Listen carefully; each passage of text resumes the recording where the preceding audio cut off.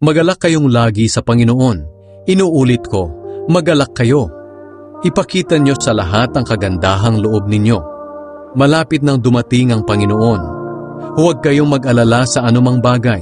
Sa halip, ilapit sa Diyos ang lahat ng pangangailangan nyo sa pamamagitan ng panalangin na may pasasalamat.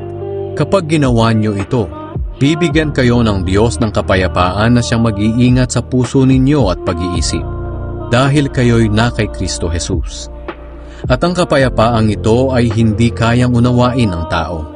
Bukod diyan, mga kapatid, lagi ninyong isaisip ang mga bagay na mabuti at kapuri-puri, mga bagay na totoo, marangal, matuwid, malinis, maganda at kanais-nais. Ipamuhay nyo ang lahat ng natutunan nyo at tinanggap mula sa akin, sa salita at sa gawa, at sa inyo ang Diyos na nagbibigay ng kapayapaan.